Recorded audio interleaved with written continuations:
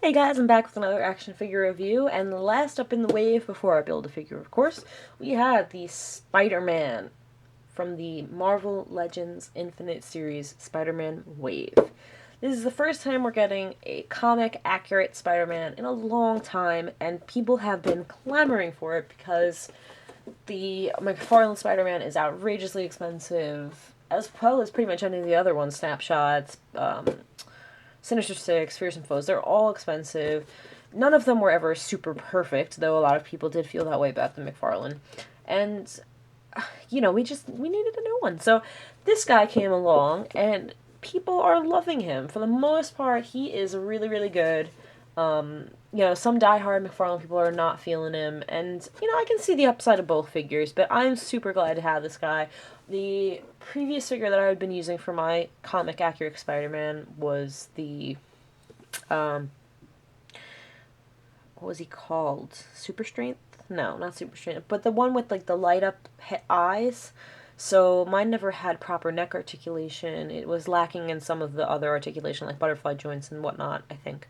Um, so this guy's great. It's a different look. It doesn't have sculpted webs, but I really like it. So he's obviously not ready for his close-up. So let me show you the box first. It's the same as in the rest, of course, so if you've been watching every one of my reviews from this wave, you know what it looks like. It's got the Marvel Spider-Man logo at the top, you got a web in the center, you got Marvel Legends Infinite Series, Spider-Man, Hasbro, flip it over, you got some art on the side, you got Peter enjoying some pizza, and then you have the rest of the wave with Hobgoblin, and then you have the little bio thingy. Radioactive spider bite made Peter Parker's a superhero, but he still gets hungry. Then you got that into some other languages. And let's bring Petey back in here. Let's show your face, silly. I happened to have him with these hands on when I picked him up to do the review, so I figured that could be a funny little pose to start with. But let's just show you the Build-A-Figure piece he came with before we jump in. He came with the left leg for Hobgoblin, so nothing to write home about. You will see more of this in the next video, which will be the Build-A-Figure review for Hobgoblin. Let's take a look at his accessories, because this guy comes with quite a few. We've got, as you saw, an alternate head and pizza, and then he also gets some alternate hands. So let me just show you how this pizza looks, because this is the hand that you use if you want him to be eating the pizza. He's got these open hands, which are very good for wall crawling poses as well. So you can have him kind of, posed against, that one's not so much, posed against the wall, and the fingers like line up, and it looks like he's got his like little sticky hands. So that's really cool. And then you can also use it to hold his pizza. How do we do this? He's got the little cheese dripping so that you can kind of stick it between his fingers. So there you go. That's how he holds his pizza. Yeah, pretty darn cool. And Todd was like, "Can you cast that and make a mold of it and just make us a bunch of pizza slices so all our figures can eat pizza together?" And I was like, "Are you serious right now?" So, yes, he likes the pizza. He has an alternate head, so let's take a look at this one first before we go popping it off. Very nicely done. It's a little reworked Superior Spider-Man head. Kind of tell by the nose and like the mouth area. The eyes are different. They are now sculpted like Peter's eyes. Nice and big, like I like them, at least. I prefer that to the really small ones. And then it's just, Spider-Man head. So let me pop that off. We got a ball joint disc. And then you can pop this guy on. Let me do it off camera, sorry about that. It's a little tough, but not impossible.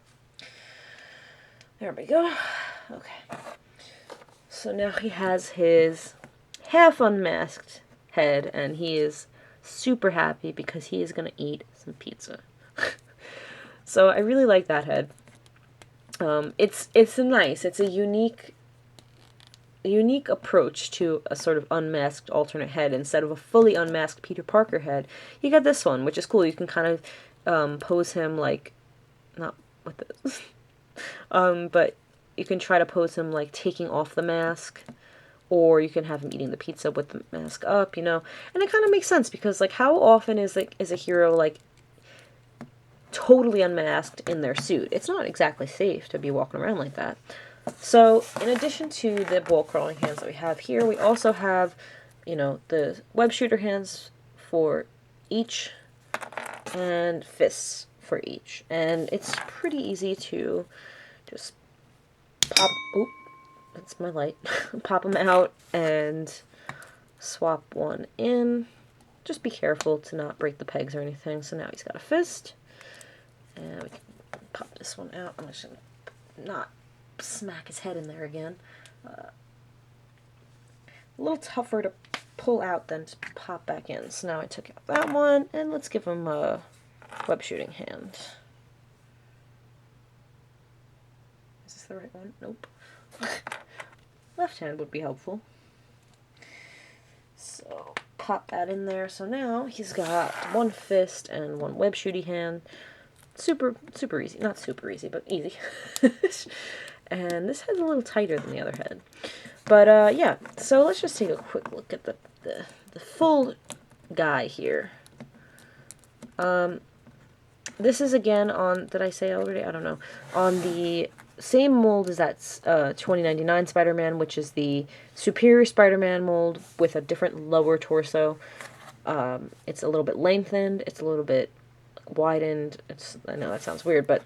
well, I meant to look at this. Sorry.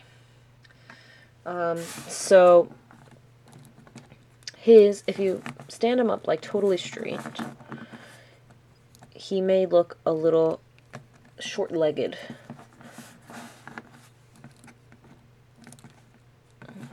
There we go. I think his web lines, for some reason, make him more noticeably so than the 2099. Like, his legs look a little short. On the viewfinder, I'm noticing that he looks kind of well-proportioned. No, he still looks a little short, especially if you bring his arms, like, down, like, straight, and you can see how long his arms are. I'm also noticing in the viewfinder that his blue looks like a kind of a dark, deep royal blue. And I'm not sure if that's how it's going to look once I upload it to YouTube. But in person, this blue is not so dark. It's actually quite light. It's quite a light, it's like literally like blue. It's not royal blue. It's not sky blue. It's blue. It's, if you pulled blue out of a crayon box, that's kind of, I think I haven't, drawn with crayons a little while ago. But yeah. It's really nice. These colors are so bright, and I am seeing that on the viewfinder. The red is coming off really bright. It looks so good. This is such an awesome figure to have, and it's great to be able to, you could go to the store and buy like a $20 6-inch Spider-Man figure that has tons of articulation, looks great, looks like it came out of a comic book. And I was pretty bummed when I found out the web lines weren't going to be sculpted, because I love how they're sculpted on the, the TASM 2 Spider-Man, how, even my, the one with the light-up eyes has sculpted webs and stuff. But this looks great. It almost looks like, I guess, almost more from the comic book this way. It looks like he was drawn, and, like, you got, the spiders are correct from the, the comic. He's got the small one on the chest, and then the big, chunky one on the back. Whereas if you were using the TASM 2 movie figure as your kind of stand-in, he didn't really have the right webs. So, this is just so cool to have. The paint job isn't even that bad. There's some little chippy spots on mine, the lower torso of mine, like in the abs. Again, this is like an issue with painting red. The red pieces that are sculpted are better off. He's got some issues in the shoulders here. I think he's got some, like, the feet look okay, I guess. Little issues on the back. But, you can kind of overlook them when you're, like, so excited to just have a figure that you've been wanting, And what else was I going to say? Oh, the pegs, unfortunately, are red, because on the outside they should be, obviously, but they don't paint them, and I don't know why they don't bother to do that, because it's just totally an eyesore here. And the other question is, like, why can't they... A peg is... Now, maybe I'm wrong here, but isn't a peg one, like, plastic piece with end caps, basically? So why can't they just use a blue end cap on one side and a red end cap on the other? Is it... Well, I guess because it is just one... It's not... I guess it's not really caps. I guess it's one piece of plastic. But then why can't they paint it blue? So, yeah, that's like a little downside. Like, I'll probably paint that blue on mine. And, sure, it'll chip over time, but it's better to have it than be a red standout in the meantime. He's got a number stamped on his thigh, whatever. And then he's got the hole in the back because the 2099 Spider-Man has it for his web cape thing. So, fine, whatever. It's not a huge deal, but it does, interrupt the big chunky spider. But I felt like I had a lot to say about this guy, but I mean, I guess others are saying it. He's great, it's great to be able to have this new comic Spidey with all these cool accessories, like hands and pizza and heads, and for, $20 or less if you manage to find him such on sale or something. But look at that face. How can you deny that face? It's just really cool to have this guy. So I guess I'll go through articulation, and if anything else pops into my head that I was thinking of, I will say it. But that's about it, It's like, definitely rad, this guy. His head goes down and back and around.